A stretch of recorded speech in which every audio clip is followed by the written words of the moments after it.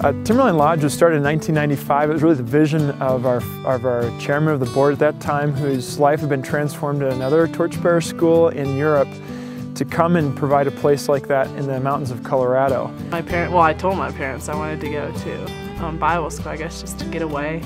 I didn't like where I was at. They got right onto it and started looking for all these Bible schools, and it's been a blessing to my life. It's changed me completely. There's a one-year Bible school, so after the first year, I never wanted to leave. I wanted to stay here forever. I came from selling drugs and working at Budweiser, so went from that to driving school bus for youth group. And Timberline Lodge is both a student ministry and a guest ministry. So the students have an opportunity in the second semester to be serving the guests that come. The group we're with, you know, getting to know everybody there, just building relationships and stuff like that. What I really love to see is the process that happens, whether it's knowing somebody before they come here or somewhere else, and then seeing them as they start to transform and change, and 2 or 3 years down the road, seeing that change. You know, it's neat at Timberline and at any of the torchbearer centers. There's such a small number of students compared to a normal university. we'll take students in the morning and tell them what they need to take for the day, take them out on an activity, and spend the whole day, whether that's mountain biking, rock climbing, snowshoeing, building snow shelters, rappelling, where we use God's creation and use that to present teaching on their walk with Christ.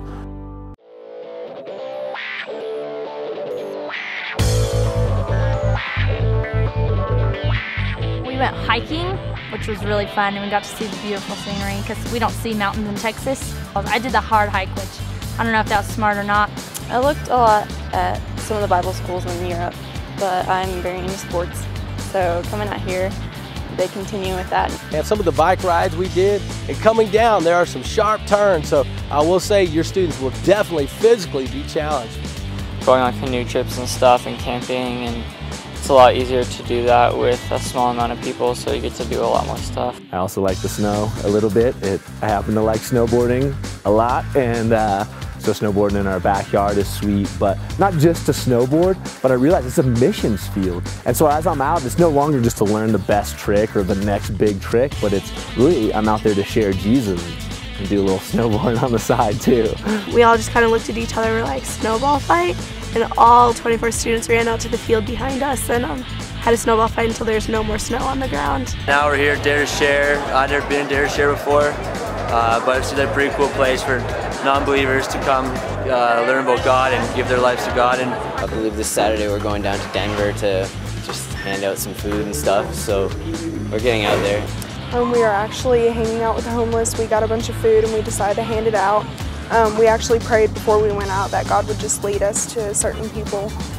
And then we're also going to the Yucatan Peninsula, Mexico.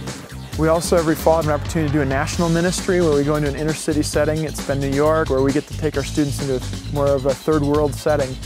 We've been to Mexico and Uganda, and we want students to have an experience in a third world culture. Tonight we're going to New York, and we're going to be serving a week in New York on the streets.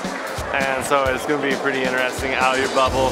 Just love Timberline, man, just the atmosphere, you know, just being up in the mountains, and then just even, I like the size of it, you know, it's not too huge, but you get to meet all the staff.